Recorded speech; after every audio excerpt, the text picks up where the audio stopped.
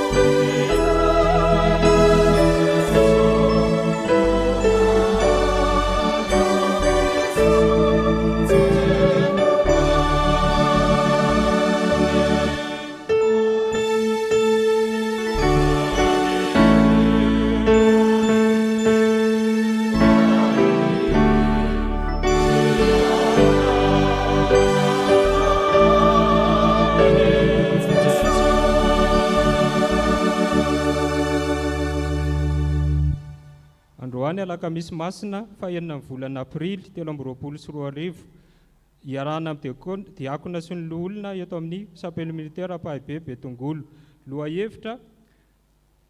Misy ny fotoanan'ny faharatsiana sy ny maizina. Misy ny fotoanan'ny faharatsiana sy ny maizina. Ho aminareo anie ny fahasoavana sy ny fiadanana avy amin'ilay ankehitriny sy taloha ary ho avy ary avy amin'ny fanahy fito izay eo ambonin'ny seza fiandrianana. Amen. Ho fiderahantsika an'Andriamanitra dia vakintsika ny salamo. Salamo faha 330.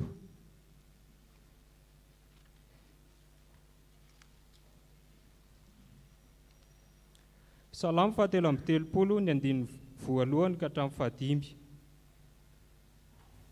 Salamo faha 330 ny andininy voalohany ka hatramin'ny fahadimy. Rehefa hita dia vakiana mifandimby. Izao ny hamaky ny voalohany amin'ny anaran'ny Tompo. Miobio an'ny Tompo ianareo ireo olona marina, fa mendrika ataon'ny olo-mahitsy ny fiderana. Fiderana Jehovah amin'ny lokanka, mankalazana ny fahaditorofolo. Mihirahira vaovao ho azy, midera tsara amin'ny feo mioby. Fa mahitsy ny tenin'i Jehovah. Tia fahamarinana sy rariny izy, hiendrika ny famindrampon'ny Tompo ny tany rehetra. Amen. Ataontsika ny hira faha 700 ny andininy voalohany sy ny faharoa. Hira FFPM 700 ny andininy voalohany sy ny faharoa.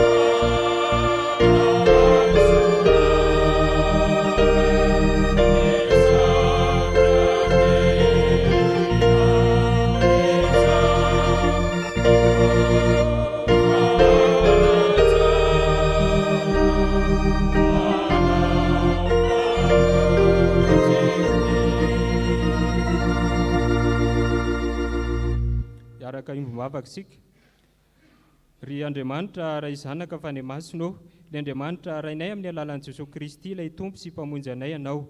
Misaotra anao izahay midera mankalaza mamy voninahitra anao satria noho ny fitiavanao sy ny famindraponao no mbola nitahinao anay tsirairay avy reto ka todi-tsoamantsara eto amin'ity tranonao sy tempolonao ity izahay. Misaotra anao izahay tompony amin'ny zavatra rehetra nomenao anay tamin'ny tontolo andriny, ny fitantananao, ny fivimbinanao ary indrindra ny fiarovanao anay ka todi-tsoamantsara eto izahay.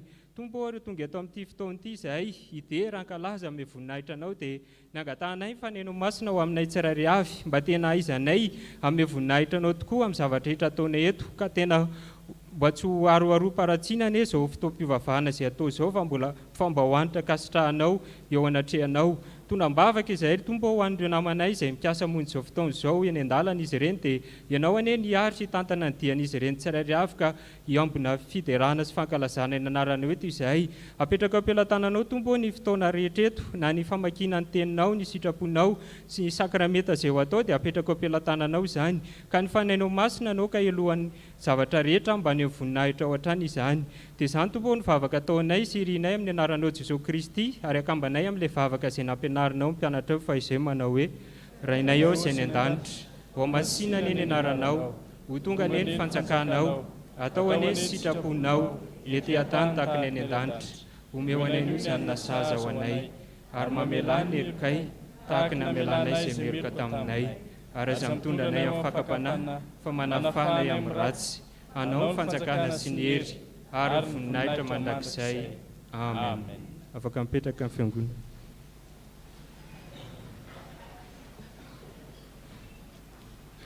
Izao tsika dia tonga amin'ny fotoana izay amakiana sy noana ny tenin'ny soratra masina.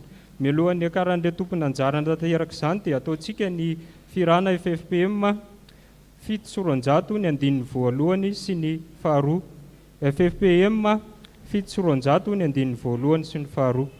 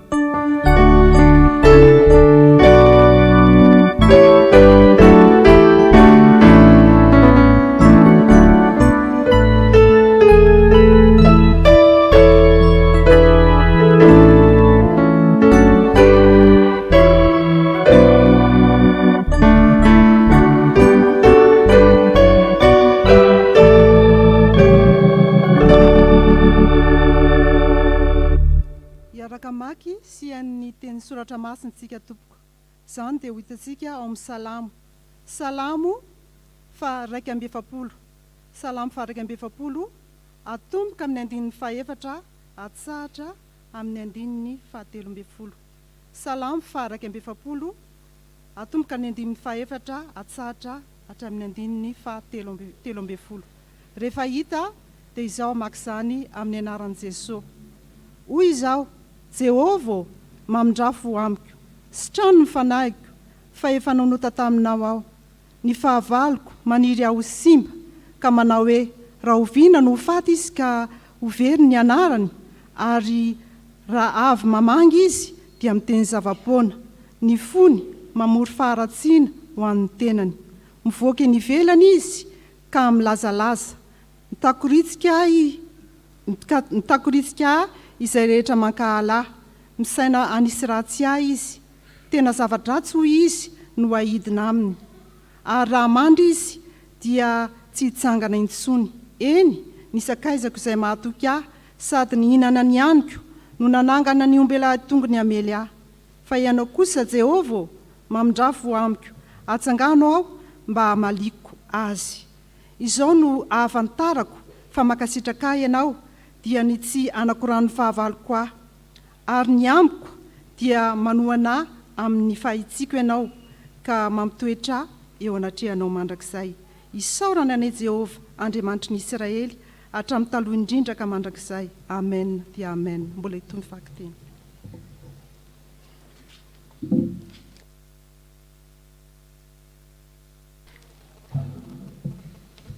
Mbola toizatsika ny famakiana ny tenin'ny soratra masina.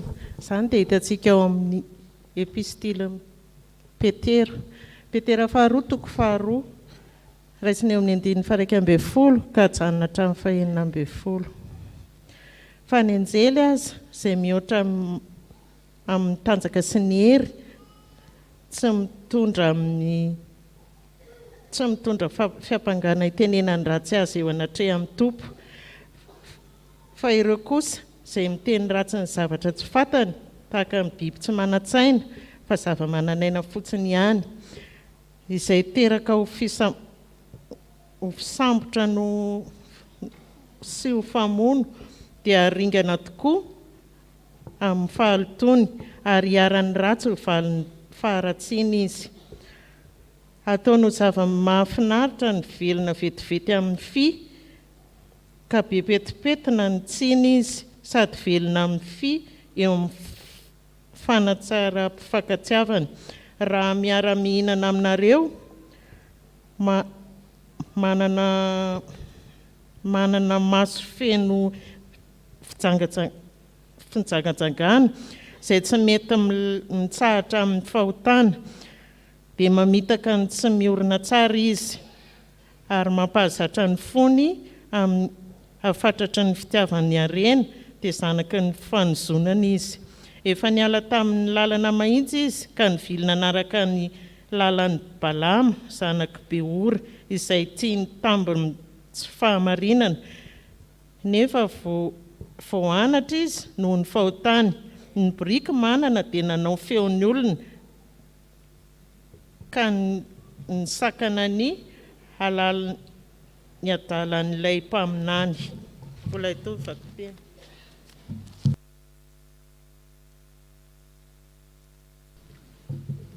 Ho faranantsika ny vakiteny araka ny filazantsara ny Jesosy Kristy ao amin'ny Lioka toko 2:20 andininy 7:20 hatramin'ny 3:50.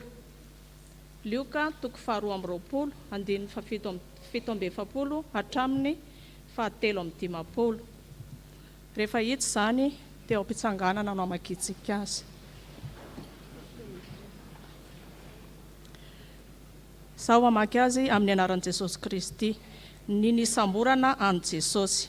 Ary raha mbola niteny Jesosy indreo tamin'ny vahoaka, ary ilay atao hoe Jodasy isan'ny 12 dia nandeha teo alohany ka nanantona an Jesosy hanoroka azy. Fa hoy Jesosy taminy, ry Jodasy, fandroana va no hamadian'ny zanak'olona? Ary izay teo aminy raha nahita izany dia efa nanjoa dia nanao hoe, Tompoko, amely amin'ny sabatra va izahay? Ary ny anankiray teo aminy dia nikapan'ny mpanompo mpisorona be ka nahafaka ny sofiny akavanana. Fa Jesosy namaly ka nanao hoe, aoka ihany na dia izao aza. Dia nanendry ny sofiny izy ka nahasitrana azy. Ary hoy Jesosy tamin'ny lohan'ny mpisorona sy ny lehibe mpiambina ny tempoly ary ny loholona izay tonga hisambotra azy, mivoaka mitondra sabatra sy langilangy toy ny sambotra jiolava ianareo. Raha teo aminareo isanandro teo akanjan'ny tempoly aho dia tsy naninjy tanana taminareo, fa izao ny fotoanareo sy ny herin'ny maizina. Isaorana neny Tompo.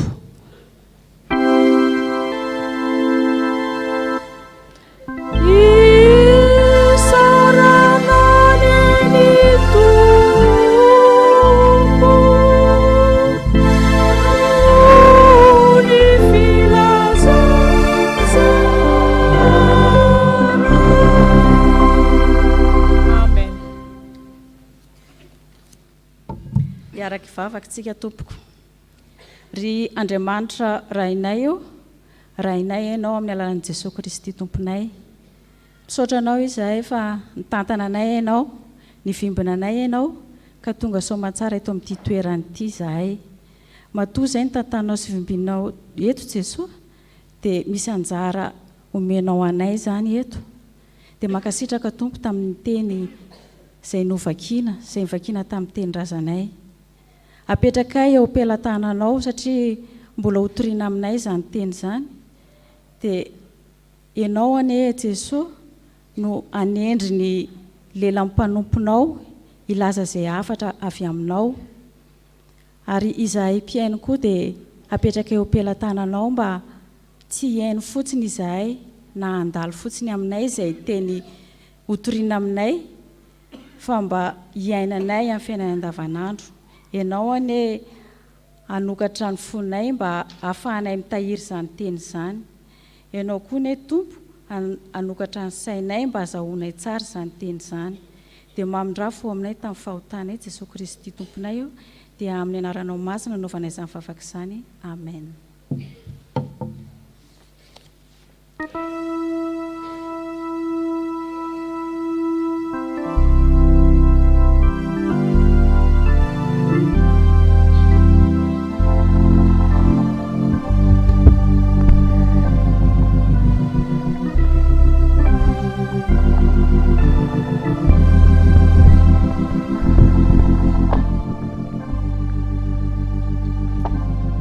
Manasantsika azo toerana.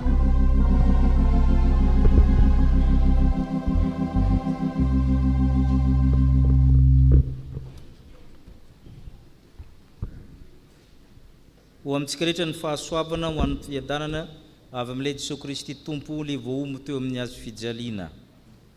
Luka 12:20.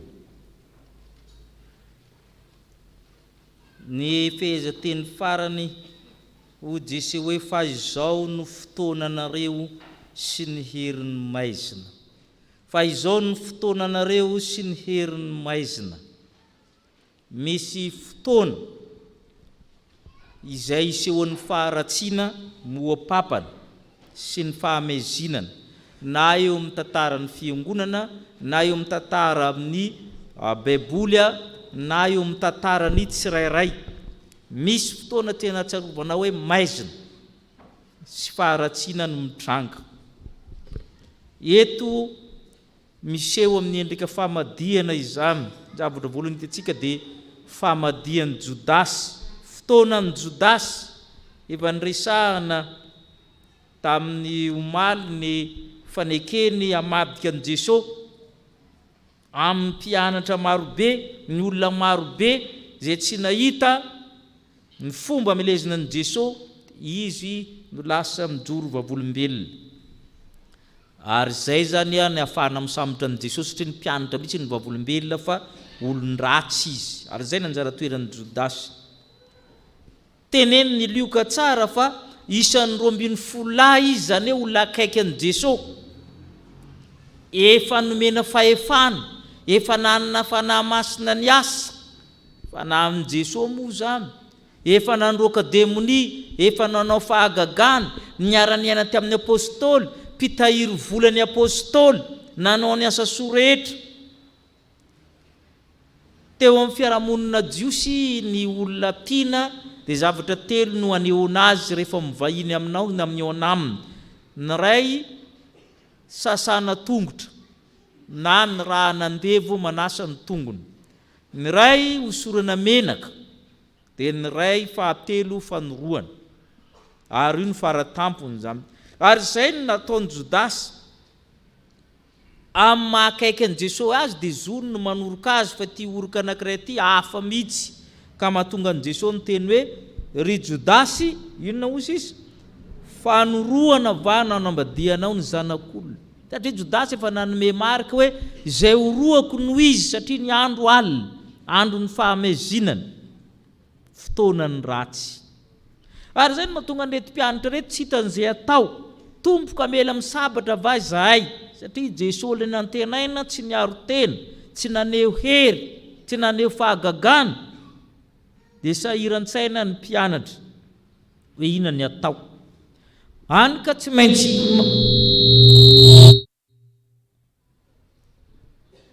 izay tao an-tsainy no nataony. Satria raha ny tokony izy tokony miandro valony tena amin'i Jesosy izy rehefa manontany hoe amela misabatra va izahay. Fa tsy niandro tsony ny anankiray namitany fa ny anankiray tsy niandro fa tonga dia nikapy izy. Dia na afaka sofin'olona.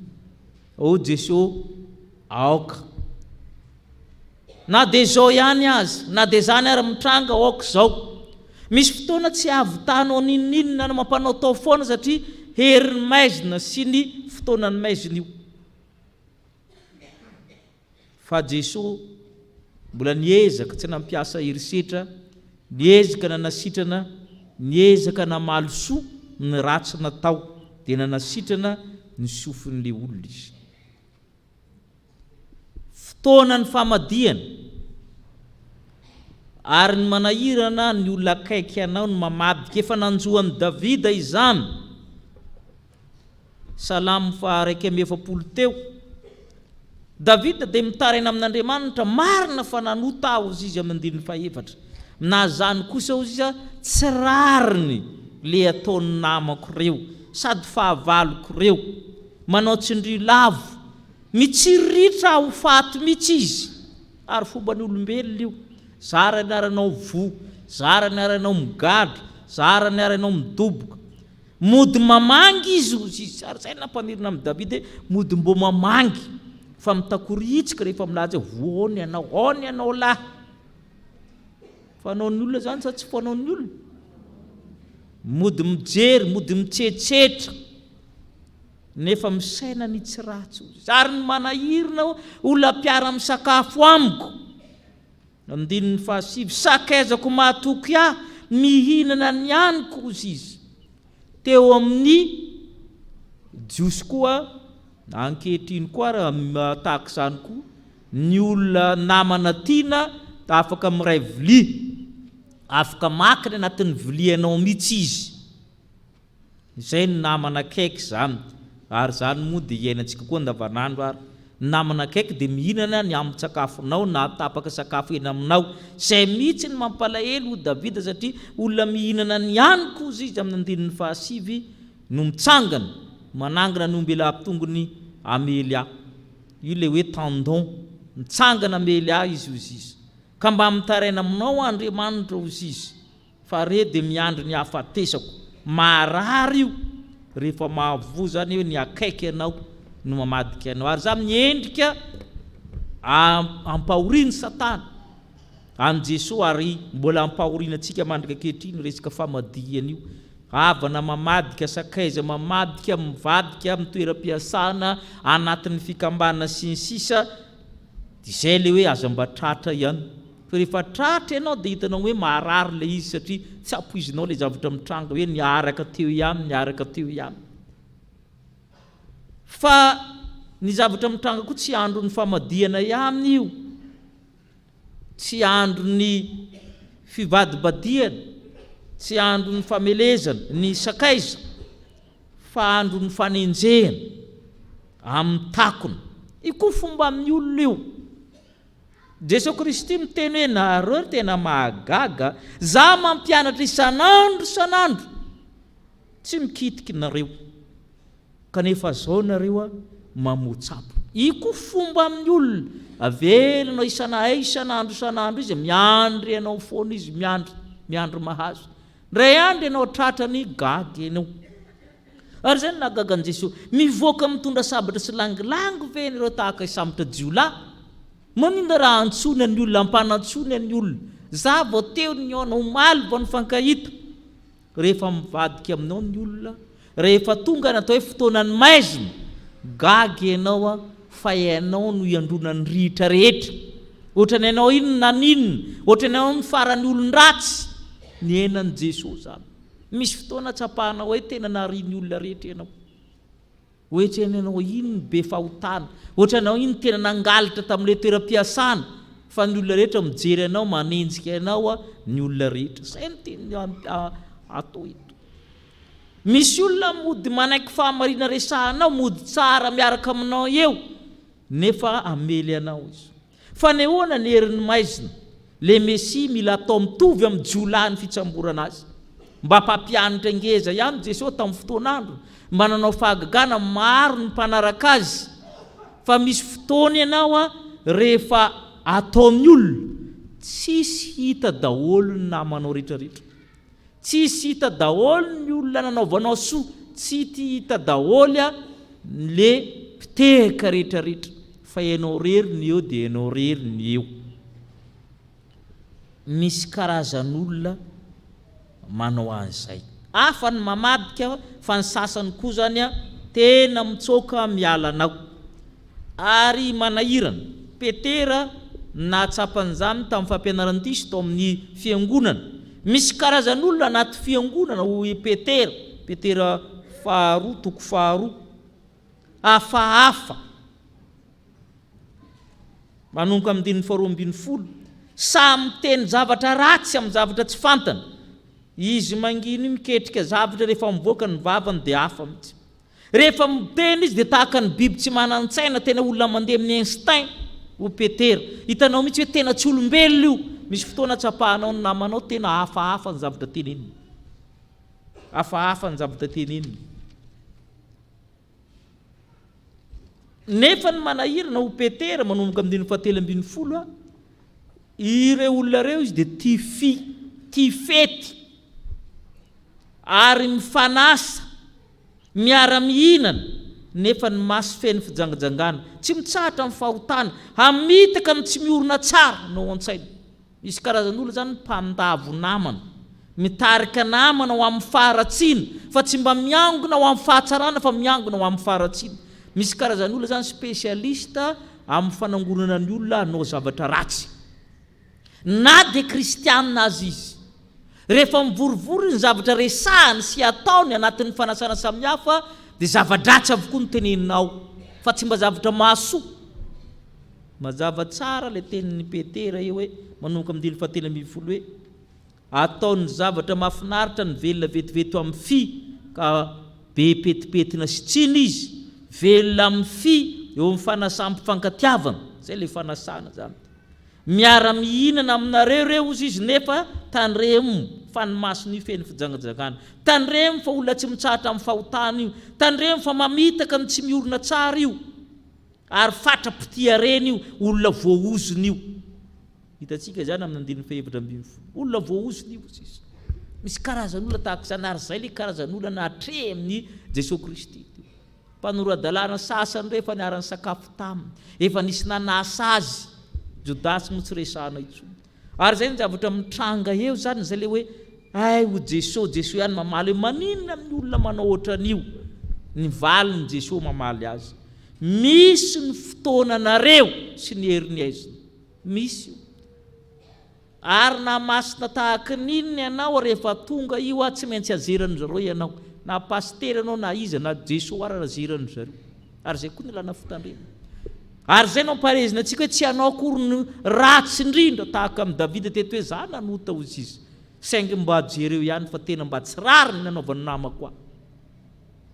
Mila mahery isika raha tratra ny zavatra tahaka izany hoe tsy hanao ny tena mpanota an'iny tahaka izany fa misy karazan'olona mihitsy efa ratsy fanahy mamandrika anao, mody miaraka aminao, miara-misakafo anao, mifanasa aminao fa ao ambadika io zavatra hafa. Ary mila mahay mamantitra amin'ny toetra ny olona tahaka izany tsika. Jesosy nefa nafantatra ny Jodasy ely efa tsy afa miala izy satria eo mandrakarivo Jodasy, tsy afaka androakany Jodasy izy. Ary misy fotoana koa itsika tahaka izany tsy efa hitahitanao ihany mitoetra an'ilay olona fa sarotra aminao androaka azy namana ihany izy. Indraindray tsapatsapatsika mba misy namana tsy manjary anatin'ny namantsika ao. Zay koa ny navoady Jesosy efa fantany ange io e.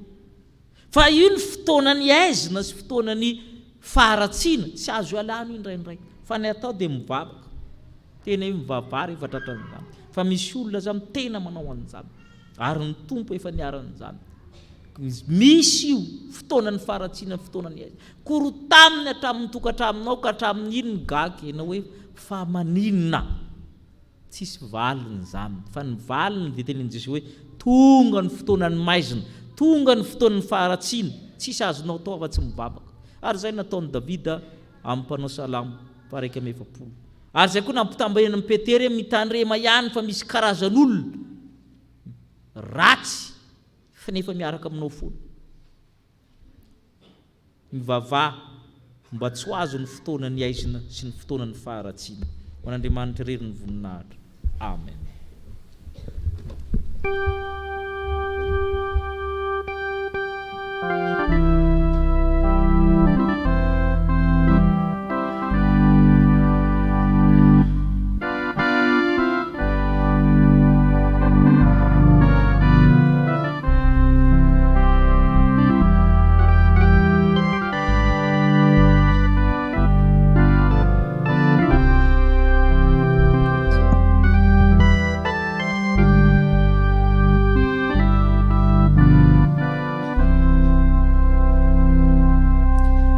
Miaraka ivavakantsika tompoko. Mbola misaotra anao zay ry Andriamanitra rainay io noho ny fitiavanao fa mbola afaka nandre ny afatra avy amin'ny teninao izay mampafantatra anay fa amin'izao fotoana izao dia misy tokoa ny herin'ny maizina sy ny faharatsiana rehetra eo amin'ny fiainanay. Misaotra satria ny fanahinao masina ny asa teo anatrehan'ny mpanomponao dia mangataka anao zay tompo mba ho tadidinay izay afatra rehetra nampitondraina anay teto tamin'ity andro anio ity. Manoloana ny haben'ny voninahitra ao Jesosy dia tsy mendrika izahay satria mamadika anao amin'ny faharatsiana rehetra, amin'ny fanenjehana anao, amin'ny fanompo-tsampy sy ny faharatsiana rehetra izay mety ataonay. Mifona aminao zay tompo satria tsy tanteraka ao anatrehan'izany. Misy zavatra mampalahelo anao tompo ny ataonay, na nataon'ny tananay, na notenen'ny vavanay, na nieritreretin'ny sainay ka tsy mifanaraka amin'ny sitraponao dia angatanay fifonana aminao zany. Mangataka aminao zay tompo mba amindranao fo koa ty firenenay ity satria fantatrao tsisy miafina aminao faharatsiana maro miendrika samihafa misy eto amin'ity taninay ity. Mamindrafo aminay diovy izay ho afa-pahotana ary sasao madio izay ho afa-keloka. Ankehitriny izay tompo dia mivavaka sy mangataka aminao mba iasan'ny fanahy masina ao anatrehanao ka andehananay amin'ny fatokinanao, ahaizanay manavaka ny namanay, ahaizanay mibanjina anao Jesosy Kristy izay nisolo ny elokay teo ambony hazo fijaliana. Dia apetraka fenao aminao tompo ny sampana velona rehetra eto amin'ity fiangonana ity, ny diakona sy ny loholona, ny kristianina rehetra izay tonga miara-mivavaka eto mba andray ny afatra sy ny teninao ary hitoky aminao hatrany eo amin'ny fiainany, hayandinika sy hitandrina izay rehetra notenen'ny mpanomponao teo. Dia mivavaka izay ho an'ny mpitandrina sy ny fianakaviany, ireo mpitandrina stagiaire. Ianao Jesosy no hanome hery sy tanjaka an'izy ireo, ahafahany miatrika trano ny fiainany, ahafahany mandroso trano sy mivavaka ho anay zanakao. Dia kinay feno mba fitantananao Jesosy izany mivavaka izany amin'ny anaranao Jesosy. Amen.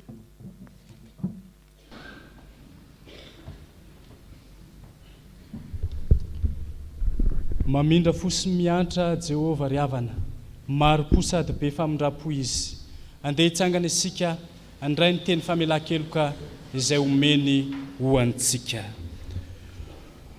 Hoy ny tompo amintsika hoe, malala eo imasoko ianao, eny be voninahitra ianao sady tiako, aza mahatsiaro ny lasa na misaina ny taloha, indro zao efa nao zava-baovao, ko ankehitriny dia efa miposaka izany. Noho izany fitiavan'Andriamanitra izany dia ambara amin'ny anaran'i Jesosy Kristy fa voavela sy voafafa avokoa ny heloka ireo rehetra ko mifalia misaoran'ny tompo. Sambatra ny olona izay voavela ny elony sy voasarona ny fahotany, sambatra ny olona izay tsy sain'i Jehova heloka ary tsy misy fitaka ny fanahiny. Amen. Afaka mipetraka ny fiangonana.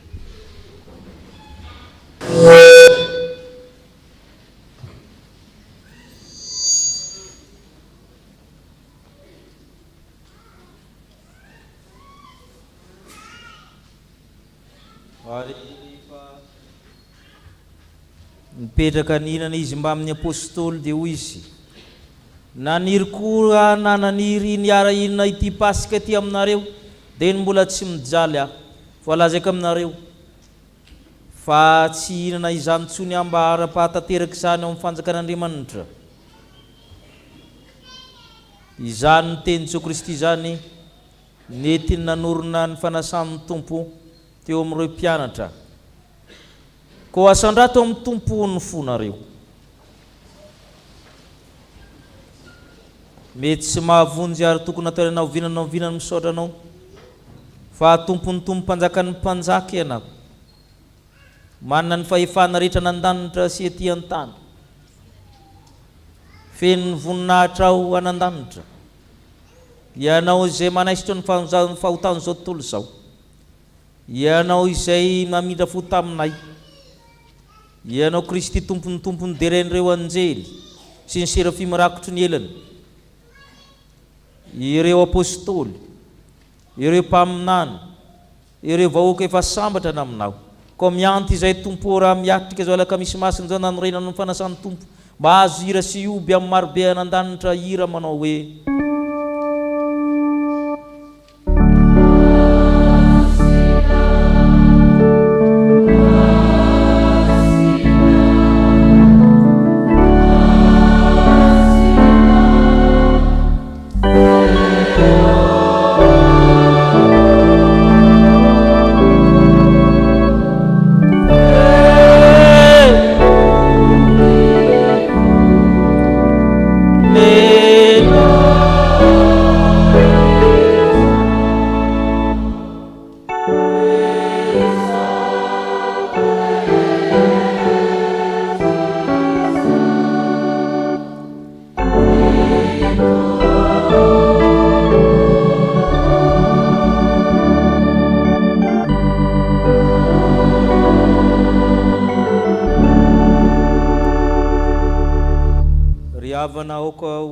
isika ny teny fanorenana zao sakramenta masina izao ho tsahivitsika ka alatsakitsika ao am-po.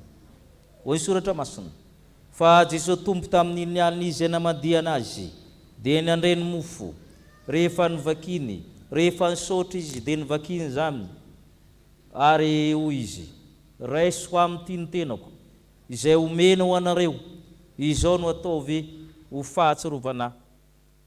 Dia araka izany koa ny kapoaka rehefa ninana dia hoy izy misy tro amin'ny tianareo rehetra fa ity ny rako ny amin'ny fanekena vaovao izay ho alatsaka ny rehetra ho famelan-keloka izao natao ho fahatsiarovana. Fa naovinanaovinana misotro ianareo fa naovinanaovinana ianareo mihina itony mofo tony sy misotro amin'ny kapoaka dia manambara le fahafatesan'ny tompo ianareo mandra-piaviny. Amen. Ivavaka isika tsy aro ny asa-pamonjen'i Kristy sady angataka ny fanahy masina. Ry tompo renaizy nandanitro indreto zay manao ny fahatsarovana nahatongavany zanaka olona ny fijaliany ny fahafatesany ny fitsanganany tamin'ny maty. Eny ho ny teninao raika eo mamelany helony fa tsy fantany izay ataony lazaiko aminao marina de koa aninonao ionanao aminy ka ny paradisa raha vehivavy indro ny zanakao indro ny reninao. Eloi Eloi lama sabaktani Andriamanitro Andriamanitro nahoana ny mahafoy ahy ianao mangetaeta raiko eo an-tananao no atolotro ny fanahiko vita. Iza amin'ny teny nataonao teo amin'ny azy fijaliana ianao izay mifony eo an-kavanany ray mamita ny famonjena ho anay ko mba fenony voninahitra ao ny fanaty-pisaoranay tompo ta io tanteraka sakramenta masina endry Kristy ilay tokona Kristy ilay tanteraka Kristy ilana tena andray mandeha monjy teo amin'ny azy fijaliana. Mianto aminao izay ry Andriamanitra noho izany fahatsarovana izany ny andro nanorenana ny fanasan'ny tompo mangataka indrindra ny fanahy masina na masina anay le fanahy mahery le fanahy izay miara-milaza amin'ny fanahinay fa zanak'Andriamanitra izay le fanahy nanositra anay mpanay fanasan'ny tompo le fanahy mbola nangina anay amin'ny maty izany fanahy izany meo anay ahatsarovana marina tokoa tafaray amin'ny mofo amandran'i Kristy ko amasin'ny mofo mba nambara amin'ny tenan'i Kristy ry fanahy masina amasin'ny toraka izany divay mba nambara andrany Kristy fa no Andriamanitra kosa tanteraka ny teny zanakao malalanao satria amin'ny alalan'ny Kristy sy eo amin'ny Kristy ho amin'ny firaisina amin'ny fanahy masina ne ny laso ny voninahitra rehetra mandrakizay satria Andriamanitra ao amin'izy rehetra manerina n'izy rehetra ambonina izy rehetra. Amen. Ny mofo zay vakitsika dia firaisina amin'ny tenan'ny Jesosy tompontsika satria iray any mofo tena iray ansika na dia maro aza fa isika rehetra dia samy mandray amin'izany mofo iray izany avokoa. Ny kapoaka ny fisaorana izay soratsika no tsy firaisina amin'ny rano fanekena va izany ny rano fanekena baobao izay nalatsany ho antsika ho famelan-keloka. Amen. Andeha isika nihitry tenana hoe tompo tsy mendrika ny tao izany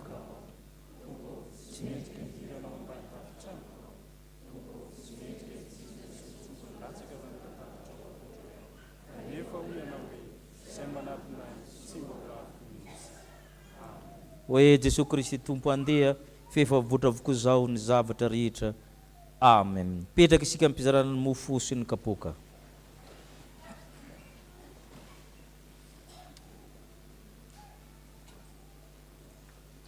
Hoe Jesosy Kristy tompo izaho ny mpiandry tsara ny mpiandry tsara manolotra ny ainy amonjy ny ondry raha misy olona tahanaraka aoka izy anda amin'ny tenany hitondra ny azy fijaliany ka anarakay.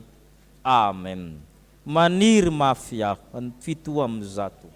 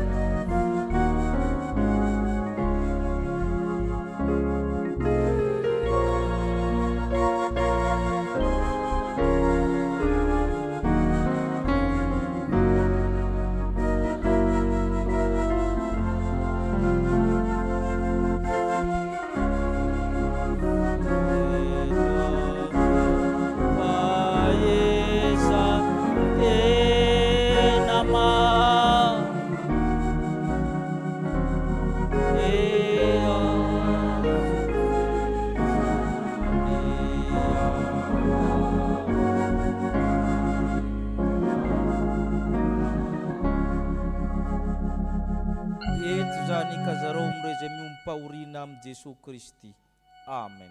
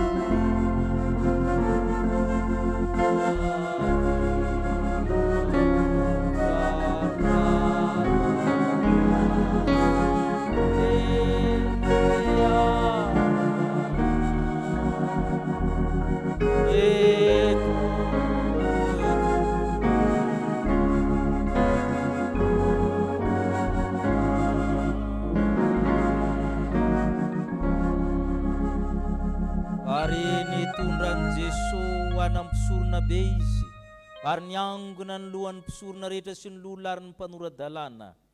Ary Petera efa nanaraka azy teny lavitreny hatramin'ny kianjan'ny tranony mpisorona be. Ary nipetraka teo am-piandry raharaha izy ka namindro teo anilan'ny afo. Ary ny lohan'ny mpisorona sy ny Senedriona mitady vavolombely hampangany Jesosy hamonoany azy nefa tsy nahita. Fa maro ny hampangalainga azy nefa tsy nifanaraka ny fiampangany. Ary nitsangana ny sasany dia niampangalainga azy nanao hoe izay efa nandre azy nanao hoe izaho andrava ity tempolo natao tanana ity, ary amin'ny atelona dia hanangana ny hafa tsy natao tanana, nefa tsy nifanaraka ny filazany. Ary dia namitany azy ny mpisorona be ka nanao hoe ianao va i Kristy zanak'ilay isaorana ho Jesosy taminy. Izaho no izy. Ary hitanareo zanak'olona mipetraka ankavanany hery sady avy eo mirahony lanitra. Ary ny mpisorona be nandritra ny fitafiny, ary hoy izy hoe tsy mila vavolombelona intsony izy fa efa miteny ratsy, fa ataotsika fa mendrika ho faty izy. Dia nandrora azy izy, nanarina mitavana izy, namely tamena azy izy, ka niteny hoe maminany. Ary ny mpiandry raharaha koa dia namely azy. Amen.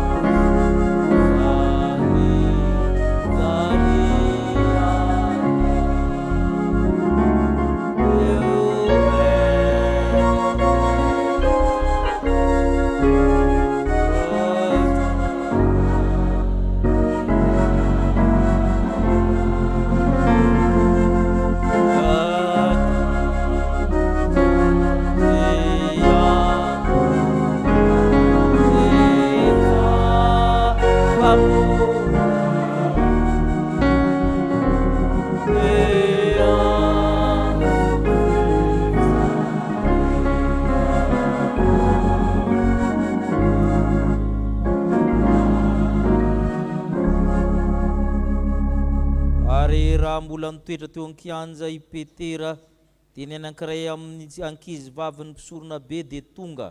Ary no nahitany Petera namindro izy dia nijery azy ka nanao hoe ianao koa mba naman'i Jesosy avy any Nazareta. Fa izy nandaka nanao hoe tsy fantatro sady tsy azoko ny teninao. Dia niala teo am-bavahady izy dia nisy akoho naneno. Ary ilay ankizy vavy nahita azy indray dia niteny tamin'izay teo anilany hoe io lehilahy io mba namany reny, fa izy nanda indray. Ary ny afaka kelikely dia nilaza tamin'ny Petera indray ny teo akaikiny hoe namany reto koa ianao fa galaly aminy. Dia niozina sy nianina izy nanao hoe tsy fantatro izany lehilahy izany. Ary niaraka tamin'izay dia nisy akoho naneno fanondroany. Amen.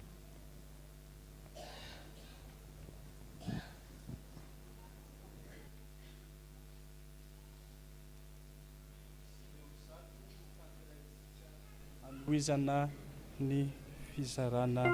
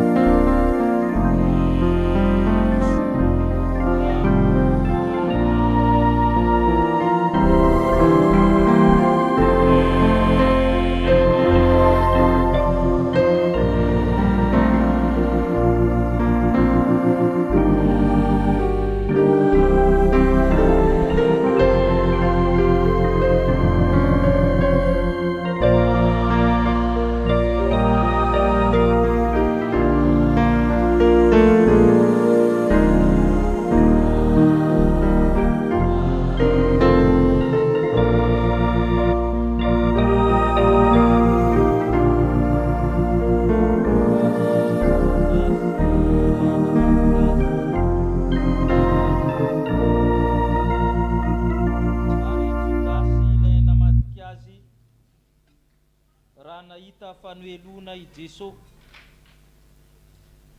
dia nanenina Jodasy ka namerina ny sekely volafotsy 3 tamin'ny mpisorona ka nanao hoe nanota satria namadika raha marina. Fa hoy ireo, ahoana no ataontsika fa volan-dra iny? Dia natsipiny Jodasy teo amin'ny tempolo ny vola. Dia lasa izy ka nanatotena nanao tady mody dia maty. Teo ny mpisorona, lohan'ny mpisorona. Tsy mety raha atao anaty rakitra iny fa vidiny raha.